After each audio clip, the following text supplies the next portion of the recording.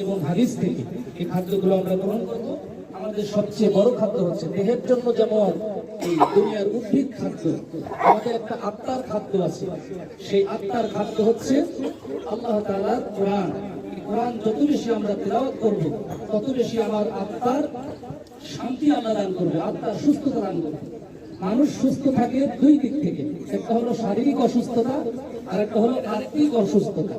কেউ যদি শারীরিক অসুস্থতায় থাকে আর যদি আত্মাটা সুস্থ থাকে, প্রশান্ত থাকে, তাহলে শারীরিক অসুস্থতাটা মানুষের এতটা কষ্ট দেয় না। কিন্তু যদি শারীরিক সুস্থ থাকে কিন্তু আত্মার অশান্তি যদি মানুষের থাকে, তাহলে আত্মার অশান্তিকেই মানুষের সকল প্রকার অশান্তি তৈরি করে দেয়, সে টিকতে পারে না। সেজন্য আল্লাহ রাসূল সাল্লাল্লাহু আলাইহি ওয়াসাল্লাম আমাদের জন্য বলেছেন যে অন্তরকে যদি ঠিক রাখতে হয়, আল্লাহর স্মরণ, আল্লাহর জিকির, এটা আমাদের সর্বসময় করতে হবে, আল্লাহর জিকির।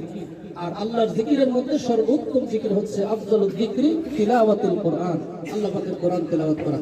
আমরা বেশি বেশি আল্লাহ পাকের কোরআন তেলাওয়াত করব, ইনশাআল্লাহ আল্লাহ তাআলা আমাদের যেভাবে শারীরিক সুস্থ রাখবেন, তেমনি ভাবে আত্মিকভাবে সুস্থ রেখে আমাদেরকে দুনিয়া আখিরাতের সফলতা কামিয়াবি দিয়ে জান্নাতের মেহমান হিসেবে আল্লাহ কবুল করবেন। আল্লাহ তাআলা আমাদেরকে আমল করার তৌফিক দান করুন, আমিন।